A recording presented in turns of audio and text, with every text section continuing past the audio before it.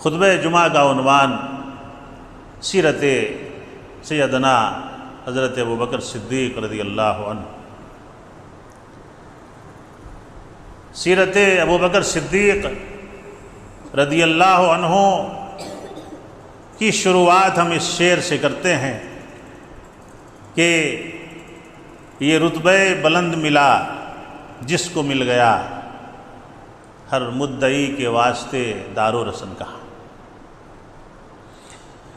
حضرت ابوبکر صدیق رضی اللہ تعالیٰ عنہ ایک مشرک گھرانے میں پیدا ہوئے، اسلام کا کوئی شائبہ نہیں، اور مکے کا ماحول تو ہم سب جانتے ہیں کہ مکے کا ماحول کیسا تھا۔ محمد الرسول اللہ صلی اللہ علیہ وسلم سے آپ کی دوستی، اٹھنا بیٹھنا بچپن سے ہی تھا۔ محمد الرسول اللہ صلی اللہ علیہ وسلم پہ جتنے صحابہ ایمان لائے وہ آپ کے بچپن کے ساتھی نہیں تھے، لیکن اماں دائی حلیمہ کے گھر سے واپسی کے بعد محمد الرسول اللہ صلی اللہ علیہ وسلم اکثر ابوبکر صدیق کے ساتھ اٹھا بیٹھا کرتے تھے۔ اس وقت آپ کا نام عبد الکعبہ تھا، جب محمد الرسول اللہ صلی اللہ علیہ وسلم کے ساتھ آپ کی دوستی تھی۔ لیکن چونکہ اللہ کے نبی ابھی منصب نبوت پہ فائز نہیں کیے گئے تھے، اللہ کی طرف سے آپ کو یہ وحی اور الہام نہیں ہوا کرتا تھا، تو اسی مشرکانہ ماحول میں اب یہ دوستی اتنی اچھی کیوں تھی؟ احادیث اور سیرت کی کتابوں میں پڑھنے کے بعد یہ پتہ چلتا ہے کہ ابوبکر صدیق رضی اللہ تعالیٰ عنہ اوباش لڑکوں کے ساتھ نہیں گھوما کرتے تھے۔ جوانی میں بھی آپ نے کبھی جوا نہیں کھیلا، آپ نے کبھی شراب کو ہاتھ نہیں لگایا۔ یہ ابو بکر ہونے سے پہلے کی بات میں آپ کو بتا رہا ہوں، ابھی عبد الکعبہ ہیں، اور اسی وجہ سے چونکہ محمد الرسول اللہ صلی اللہ علیہ وسلم کی طبیعت سے، آپ کے دل سے ان تمام چیزوں کو نکال دیا گیا تھا، اور ابو بکر صدیق کے اندر یہ چیزیں اللہ کے نبی نے دیکھی، اور ایک اچھا آدمی ایک اچھے آدمی کا ہی دوست ہوتا ہے۔ ایک خلیق آدمی ایک خلیق کو ہی تلاش کرتا ہے،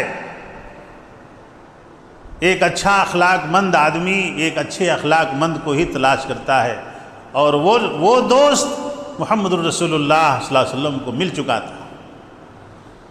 سفر تجارت پر بھی جب آپ جانے لگے، بکریاں چرانے جانے لگے، اس وقت بھی ابوبکر صدیق رضی اللہ تعالیٰ عنہ، اس وقت کا نام عبد الکعبہ، وہ لڑکا آپ کے ساتھ رہا، تجارت میں بھی وہ شخص آپ کے ساتھ رہا، اور آپ کی دیانت سے، آپ کی ایمانداری سے متاثر ہوتا رہا۔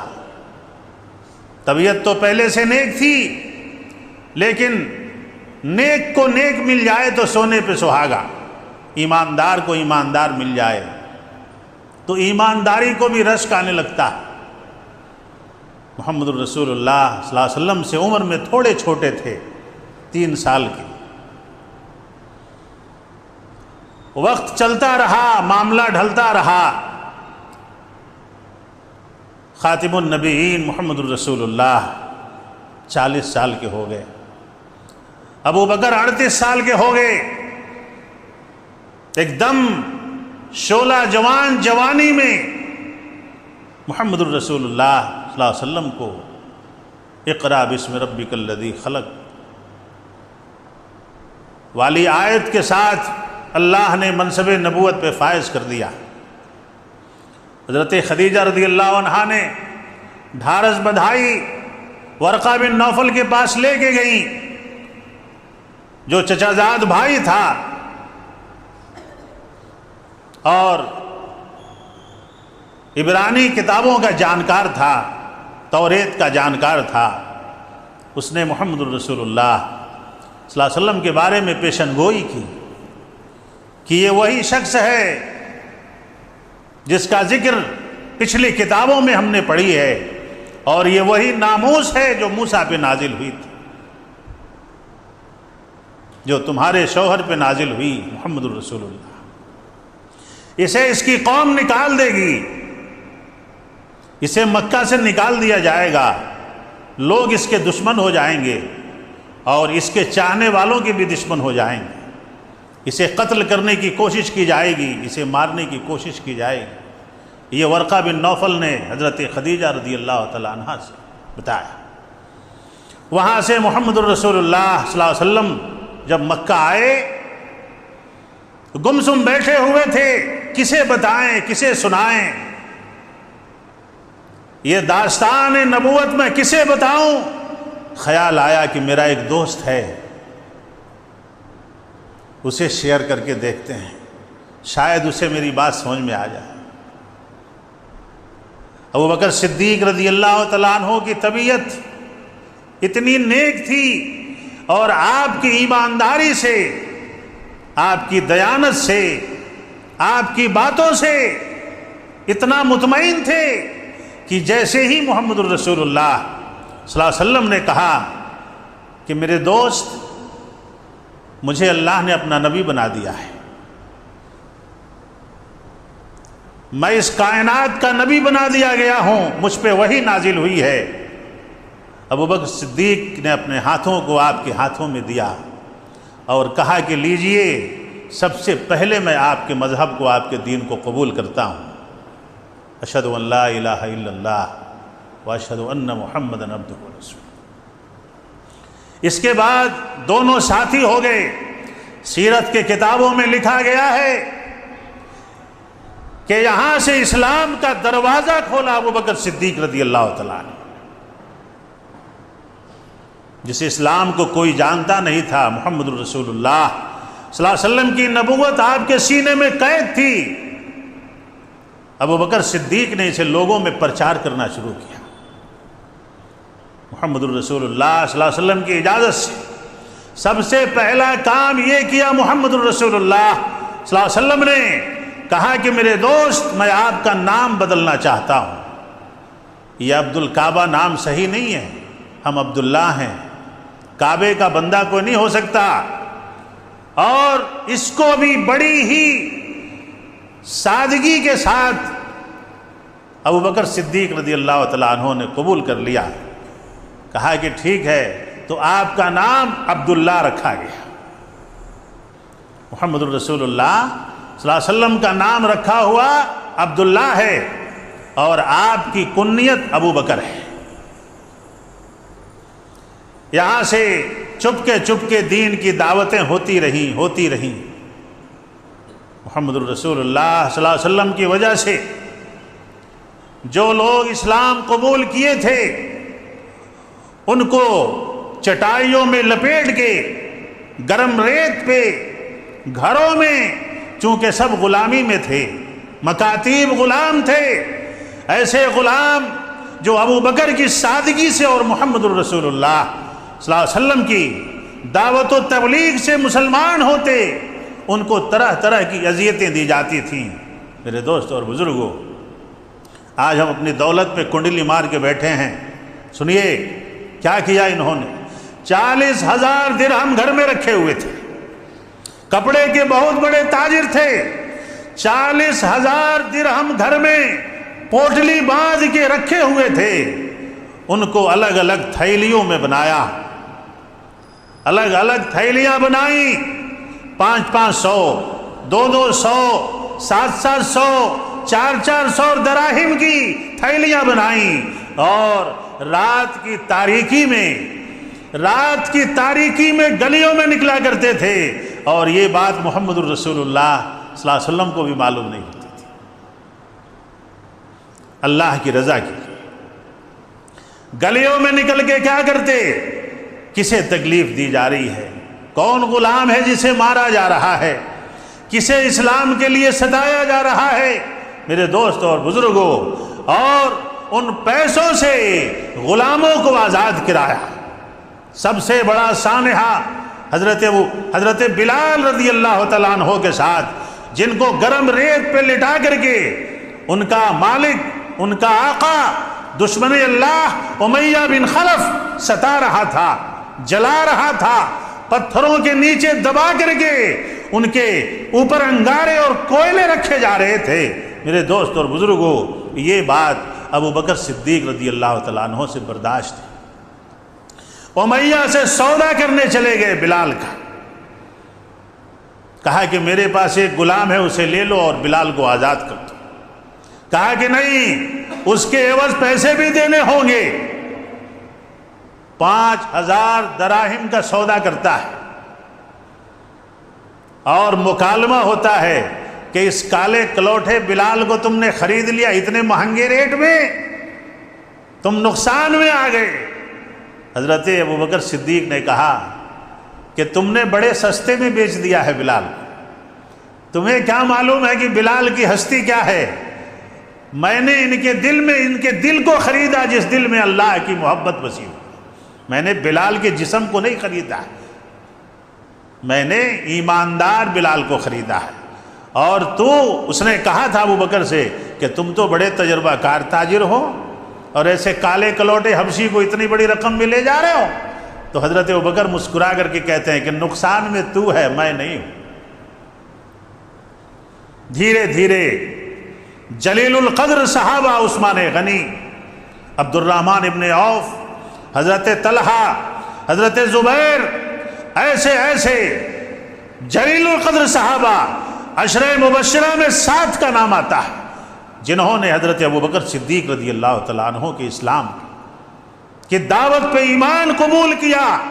ایسے لوگوں میں 7 لوگ عشرہ مبشرہ میں شامل ہیں جن کو محمد الرسول اللہ صلی اللہ علیہ وسلم نے اپنی زندگی میں ہی جنت کی خوشخبریاں دی تھی۔ ایک مرتبہ کا واقعہ ہے، محمد الرسول اللہ صلی اللہ علیہ وسلم حرم کے سامنے نماز پڑھ رہے تھے، عقبہ آیا اور آپ کے گلے میں چادر ڈال کے اسے بھینچنے لگا، یعنی گلا گھونٹنے لگا۔ ابو بکر صدیق رضی اللہ تعالیٰ عنہ سے یہ بات دیکھا نہیں، سارے لوگ تالی بجا رہے ہیں، کوئی سیٹی بجا رہا ہے، محمد الرسول اللہ نماز کی حالت میں ہیں، آپ کے گلے میں یہ بات واضح رہے کہ دشمنوں کے خوف سے، مشرکین مکہ کے ڈر سے کوئی زور سے اللہ کا نام بھی نہیں لیتا تھا، اتنا خوف تھا لوگوں پہ ان کا، اس طرح سے انہیں ستایا جاتا تھا۔ لیکن ایسی حالت میں بھی چونکہ بنو تمیم کا بڑا دھاک تھا، مکے میں بہت بڑا زبردست قبیلہ تھا اور یہ قریش کا ہی ایک شاخ تھا۔ محمد الرسول اللہ صلی اللہ علیہ وسلم کے خانوادے سے 7ویں پشت مل جاتی تھی ابو بکر صدیق رضی اللہ تعالیٰ عنہ۔ جا کر کے دشمنوں کو اتنا مارا، دھکے دیے اور کہا اتقتلون رجلا ان یقول ربی اللہ، اے دشمنوں تم ایک ایسے شخص کو قتل کرنا چاہتے ہو جو صرف یہ کہتا ہے کہ میرا رب اللہ ہے، لو میں بھی کہتا ہوں کہ میرا رب اللہ ہے۔ اب محمد الرسول اللہ اور خواہش یہی تھی کہ محمد کو چھوڑ کے مجھے مارنے لگے، میرے نبی کی جان بچ جائے۔ سب اتنے مارے کہ ابو بکر بے ہوش ہو گئے۔ محمد الرسول اللہ صلی اللہ علیہ وسلم کو اٹھا کے لے جایا گیا، ابو بکر صدیق کو اٹھا کے لے جایا گیا، گھر میں بے ہوش پڑے ہیں۔ صبح سے شام ہو گئی، ہوش نہیں آیا۔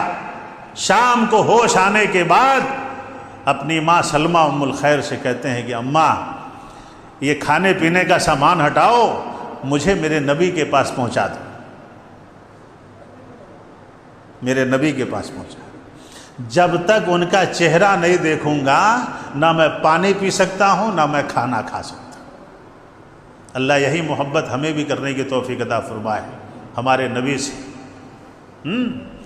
کہا کہ بیٹا تمہاری حالت ٹھیک نہیں ہے، پورے خاندان کے لوگ جمع ہیں، سب رو رہے ہیں، تمہیں بہت زیادہ مار دیا گیا ہے، زخم ہے، ناک پھوٹ گئی ہے تمہاری، خون رس رہا ہے۔ اور ایسی حالت میں کہا کہ نہ، تم پتہ کرو کہ محمد الرسول اللہ کہاں ہے، اگر مجھے تم کچھ کھلانا چاہتی ہو تو میرے نبی کا پتہ کرو کہ میرے نبی کہاں ہے۔ یہ رتبہ بلند ملا جس کو مل گیا، ہر مدعی کے واسطے دار و رسم کا۔ اور کسی شاعر نے کہا ہے کہ کی محمد سے وفا تو نے تو ہم تیرے ہیں، یہ جہاں چیز ہے کیا لوح و قلم تیرے ہیں۔ خیر، دار ارقم میں امام کائنات تشریف فرما تھے، وہاں ابوبکر صدیق کو لے جایا گیا۔ آپ کو خیریت سے دیکھ کر کے ابوبکر صدیق کی آنکھوں سے خوشی کے آنسو نکلے۔ کہا کہ میرے آقا، میں اپنی ساری تکلیف بھول گیا آپ کو بخیر و عافیت دیکھ کر کے، کہ اسلام کا تابناک سورج بخیر ہے تو ہم جیسے ستارے بخیر ہیں۔ اس کے بعد پانی کو ہاتھ لگایا، کھانے کو ہاتھ لگایا۔ میرے دوست اور بزرگوں، محمد الرسول اللہ صلی اللہ علیہ وسلم کے ساتھ سائے کی طرح لگے رہتے تھے، سائے کی طرح لگے رہتے تھے، آگے پیچھے دائیں بائیں، کبھی بھی محمد الرسول اللہ صلی اللہ علیہ وسلم کو تنہا نہیں چھوڑا۔ اماں خدیجہ کا انتقال ہوا، ابو طالب کا انتقال ہوا، اس کے بعد فوراً اماں خدیجہ کا بھی انتقال ہو گیا۔ محمد الرسول اللہ، میں بالکل مختصر آپ کو بتاتے جا رہا ہوں، تفصیل میں نہ جا کر کے، جمعہ کا خطبہ ہے، وقت زیادہ نہیں رہتا۔ وہ عام الحزن، محمد الرسول اللہ صلی اللہ علیہ وسلم نے اسے عام الحزن کہا کہ غم کا سال ہے۔ ہمیشہ غمزدہ رہتے تھے، پریشان رہتے تھے، اپنی چھوٹی عمر کی لاڈلی اور پیاری بیٹی حضرت عائشہ صدیقہ سے محمد الرسول اللہ صلی اللہ علیہ وسلم کا نکاح فرما دیا ابوبکر سے، تاکہ آپ کی طبیعت میں سے یہ حزن و ملال ختم ہو جائے، اور شاید عائشہ صدیقہ کی محبت سے آپ کی طبیعت بہلے اور آپ اس غم سے باہر آئیں اور دین کا کام آگے بڑھے۔ میرے دوست اور بزرگوں، تمام معاملات حل ہونے کے بعد مسلمانوں پہ ظلم و ستم کے پہاڑ توڑے جانے لگے، اور ہر وہ پریشانی، ہر وہ عذاب نت نئے جو سخت سے سخت ہو، اس کی تعین کفار و مشرکین نے مسلمانوں کے لیے ڈھونڈنا شروع کیا، کیونکہ دن بدن مسلمانوں کی تعداد بڑھتی جا رہی تھی۔ مسلمان اپنی تعداد میں، اپنی دولت میں، اپنی طاقت میں بڑھتے جا رہے تھے۔ محمد الرسول اللہ صلی اللہ علیہ وسلم نے مسلمانوں کو ہجرت کا حکم دیا حبشہ کی طرف۔ ابوبکر صدیق کی بڑی خواہش تھی کہ ہم بھی مدینے کی طرف چلے جائیں، اوس و خزرج والے ہمیں بلا رہے ہیں، وہ زمین مناسب ہے دین کی دعوت کے لیے، تبلیغ کے لیے۔ محمد الرسول اللہ صلی اللہ علیہ وسلم نے اپنے ساتھی کو کہا کہ انتظار کریں، جب تک میں نہ کہوں انتظار کریں۔ وقت آیا، اللہ کے نبی محمد الرسول اللہ صلی اللہ علیہ وسلم کو مکے میں رہتے ہوئے 11 سال گزر گئے۔ 11ویں نبوت میں اللہ کے نبی نے تمام مسلمانوں کو حکم دے دیا کہ اب آپ مدینے کی طرف ہجرت کریں۔ مکے سے تمام مسلمانوں کو بھیج دیا۔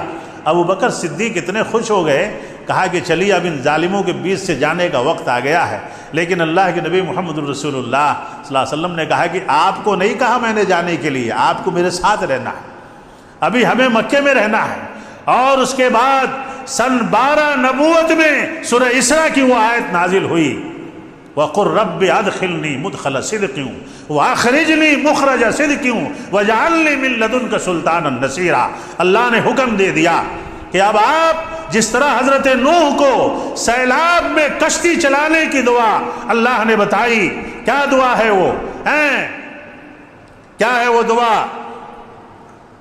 بسم اللہ مجریہا و مرساہا ان ربی لغفور الرحیم۔ بالکل اسی طرح سے محمد الرسول اللہ صلی اللہ علیہ وسلم کو یہ دعا سکھائی اللہ نے، جو سورہ اسراء کے اندر موجود ہے۔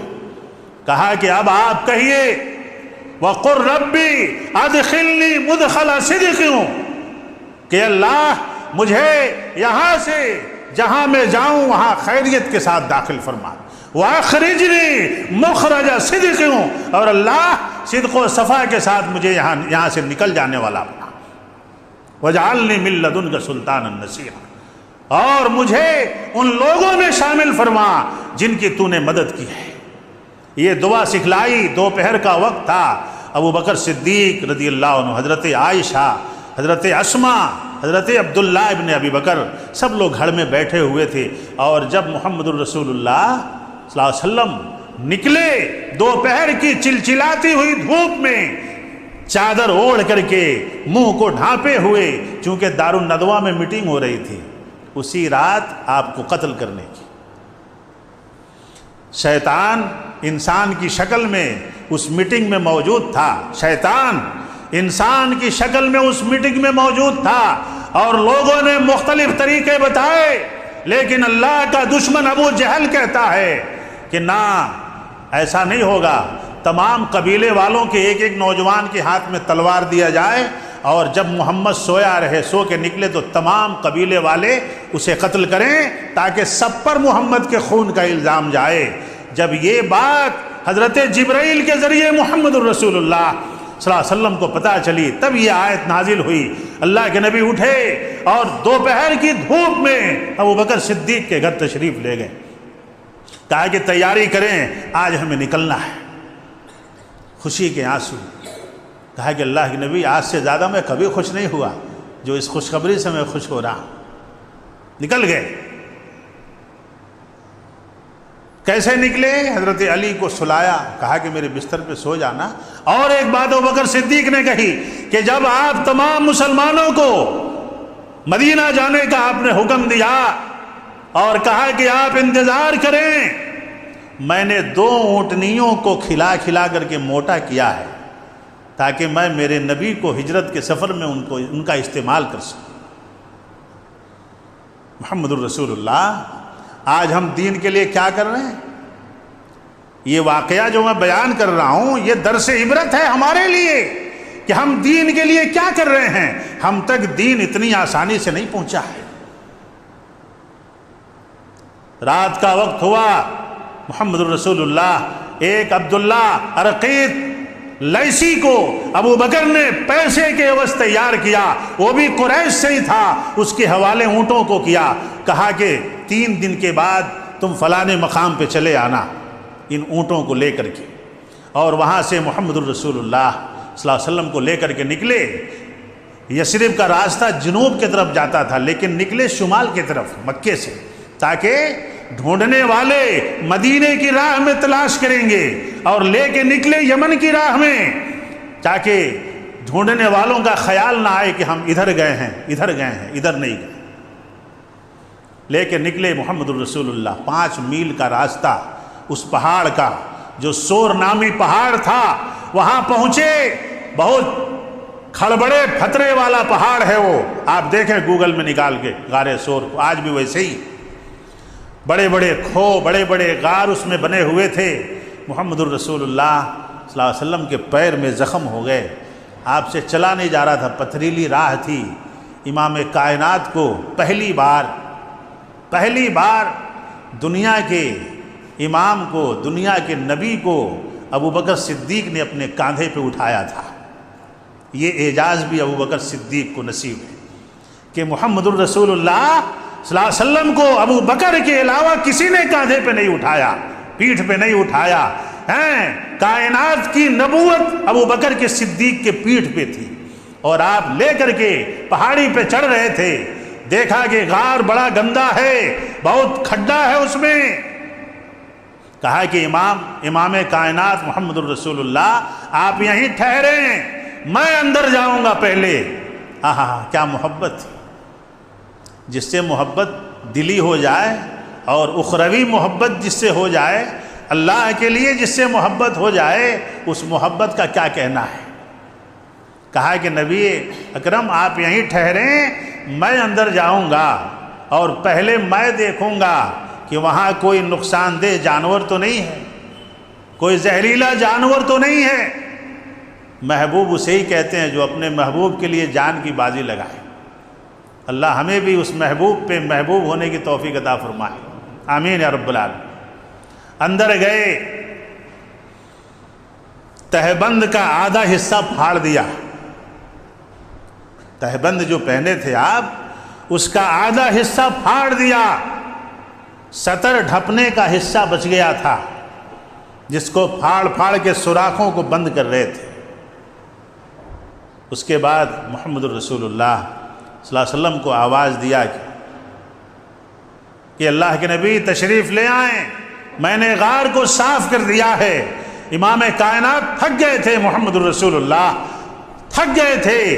ابو بکر صدیق رضی اللہ تعالیٰ عنہ نے غار کے دیوار سے ٹیک لگایا، مضبوطی سے بیٹھے اور اپنے ران کو پھیلا دیا، ایک ران کو پھیلا دیا اور ایک ران کو موڑ لیا اور کہا کہ محمد الرسول اللہ آپ یہاں سر رکھ کے آرام کریں۔ یہ دوسرا واقعہ ہے، ابو بکر کے علاوہ کسی کے گود میں محمد الرسول اللہ نہیں سوئے۔ دیکھتے جائیں، یہ سارا اعجاز آپ کو حاصل ہوا ہے، کاندھے پہ رکھنے کا اعجاز آپ کو حاصل ہوا۔ اب گود میں کائنات کا نبی کس کے گود میں سو رہا ہے؟ ابو بکر صدیق کے گود۔ آنکھ لگ گئی۔ الرحیق المختوم میں صفی الرحمن مبارک پوری رحمہ اللہ نے لکھا ہے کہ 2 سوراخ بچ گئے، اس میں سے ایک میں اپنی ایڑی جمائی اور جو نیچے سوراخ تھا جس کو پیر موڑ کر کے بیٹھے تھے وہاں بھی ایڑی رکھے ہوئے تھے کہ نیچے سے کوئی جانور نہ نکلے، اور ایک سامنے جو پیر کیا تھا سامنے کی سوراخ پہ ایڑی لگا دی تھی، نیچے جو پیر تھا اس میں کسی زہریلے چیز نے ڈنک مار دیا، متواتر ڈنک مارے جا رہا تھا، لیکن ابو بکر صدیق کو یہ گوارا نہیں ہوا کہ میں پیر بھی ہلا دوں کہ نبی جاگ جائیں، نبی جاگ جائیں۔ چہرے سے آنکھوں سے آنسو گرنے لگے درد کے مارے، وہ آنسو جو ابو بکر صدیق کی آنکھوں سے گرے وہ محمد الرسول اللہ صلی اللہ علیہ وسلم کے 14ویں کی طرح چمکتے ہوئے چہرے پہ گر گئے۔ ابو بکر صدیق کے مناقبات میں آتا ہے کہ ابو بکر صدیق نے کہا کہ اس وقت آپ جتنا خوبصورت لگ رہے تھے میں نے اس سے زیادہ خوبصورت آپ کو کبھی نہیں دیکھا جب آپ میرے گود میں سو رہے تھے۔ لگ رہا تھا کہ 14ویں کا چاند میرے گود میں سو رہا ہے۔ جب آنسو گرا تو اللہ کے نبی نے کہا کہ ابو بکر یہ کیا ہے؟ تو کہا کہ اللہ کے نبی کسی زہریلے موذی حشرات الارض نے مجھے زہر ڈنک مار دیا ہے۔ کہا کہ اتنی تکلیف اٹھا رہے ہو مجھے جگا نہیں رہے ہو؟ کہا کہ یہ جرت کہاں سے لاؤں جو آپ کو جگا سکوں؟ 1000 تکلیفیں 1000 مصیبتیں آپ پر قربان ہیں۔ محمد الرسول اللہ نے کہا لاؤ دکھاؤ کہاں ہے؟ جب دکھایا تو لعاب دہن وہاں لگا دیا، زہر چلا گیا۔ یہاں ابو بکر لگے ہوئے ہیں، وہاں بیٹی لگی ہوئی ہیں، وہاں غلام عامر بن فہیرہ لگا ہوا ہے جو بکریاں لے کے جا رہا ہے، دودھ پلا رہا ہے۔ تاریخ اور سیرت کی کتابوں میں لکھا گیا کہ ایسا کوئی خاندان نہیں ابو بکر کے خاندان کے علاوہ جو بیک وقت نبی کی تابعداری میں لگا ہوا تھا، نبی کی جان بچانے میں، آپ کی خدمت میں۔ توشہ تیار ہو رہا ہے، اسماء بنت ابی بکر لا رہی ہیں، اور حضرت عبداللہ ابن ابی بکر مکے والوں کی خبرگیری کر رہے ہیں کہ وہاں کیا چل رہا ہے۔ میرے دوست اور بزرگوں، غلام بکریاں لے کے آتا ہے اور عبداللہ اسماء بنت ابی بکر چل کے جو آتے ہیں جاتے ہیں، پیروں کے نشان ہیں، ان نشانوں پہ بکریاں چلاتا ہے تاکہ نشان مٹ جائیں۔ دودھ نتھار کے پلاتا ہے، یہ خدمت کرتا ہے۔ میرے دوست اور بزرگوں، تیسری رات کو وہ خدمت اسماء بنت ابی بکر توشہ تیار کر رہی ہیں، اونٹوں کو لانے کا وقت ہو رہا ہے، نکلنے کا وقت ہے۔ میرے دوست اور بزرگوں، عورتیں بھی محمد الرسول اللہ صلی اللہ علیہ وسلم سے وہ انسیت کی کہ وہ مثال نہیں ملتی ہے تاریخ۔ ہماری ماں اور بہنوں کو اللہ سنت نبوی پہ چلنے کی توفیق عطا فرمائے، محمد الرسول اللہ صلی اللہ علیہ وسلم سے محبت کرنے کی توفیق عطا فرمائے۔ توشہ باندھ دیا، توشہ لے لیا، اونٹ کے کجاوے میں باندھنا ہے، رسی بھول گئی جس سے کجاوے میں توشہ باندھنا تھا، توشے کے منہ کو باندھنا تھا۔ توشہ کس کا تھا؟ محمد الرسول اللہ صلی اللہ علیہ وسلم کا۔ کیا کیا جانتے ہیں؟ اس ایک عمل نے اسما بنت ابی بکر کو جنت کی خوشبو محسوس کرا دی، اپنے کمر بند کو پھاڑ دیا۔ یعنی جس طرح بابا تن من دھن سے قربان تھے، بیٹی بھی قربان تھی، بیٹا بھی قربان تھا، غلام بھی قربان تھا، اپنے کمر بند کو پھاڑ دیا محمد الرسول اللہ صلی اللہ علیہ وسلم کے توشے کے منہ کو باندھنے کے لیے۔ وہاں سے نکلے، اونٹ حاضر کیے گئے، محمد الرسول اللہ صلی اللہ علیہ وسلم کو ابو بکر صدیق نے اپنے اونٹ پہ بٹھایا۔ عبداللہ لیثی جو تھا وہ مشرک ہی تھا، لیکن اس سے پیسے کے عوض قرار ہوا تھا، چونکہ وہ رہنمائی کرنے والا تھا، اس کو مدینے کا راستہ معلوم تھا، اس کو لے کے جانا تھا، رہبری کرنی تھی، اس سے یہ معاہدہ ہوا تھا اور اس کے اونٹ پہ یعنی فہیرہ ہیں، کیا نام ہے، عامر فہیرہ ہیں اور عبداللہ ہیں، اور محمد الرسول اللہ صلی اللہ علیہ وسلم کو ابو بکر صدیق نے اپنے پیچھے بٹھایا۔ کس لیے؟ تاکہ ابو بکر صدیق کو اکثر لوگ جانتے تھے سامان تجارت لانے جانے میں۔ جب پوچھا گیا کہ پیچھے کون ہے، ابو بکر صدیق نے کہا کہ میں راستہ دکھانے والا ہوں، پیچھے کوئی مسافر ہے۔ میرے دوست اور بزرگوں، وقت کافی ہو رہا ہے اور باتیں بہت زیادہ ہیں، اصلی باتیں اب آ رہی ہیں لیکن وقت نہیں ہے۔ میرے دوست اور بزرگوں، ابو بکر صدیق کو صدیق کا لقب کیسے ملا، اور آپ عتیق کیسے ہوئے، اور غزوہ تبوک کا واقعہ، اور آپ کی دنیا سے رخصتی کا واقعہ، اور اسامہ کے لشکر کی روانگی، ان باتوں کو اگلے جمعے آپ کے سامنے رکھنے کی کوشش کروں گا انشاءاللہ تعالی۔ اگر اگلا جمعہ بھی ختم نہیں ہوا تو اس کے بعد والا جمعہ بھی میں آپ کے سامنے ابو بکر صدیق کی سیرت کو بیان کرنا چاہوں گا، اور اس سیرت کو بیان کرنے کا مقصد یہ ہے کہ اس دہکتے ہوئے مشرکانہ دور میں اللہ تعالی ہمیں بھی اپنے نبی سے وہی محبت کرنے کی توفیق عطا فرمائے۔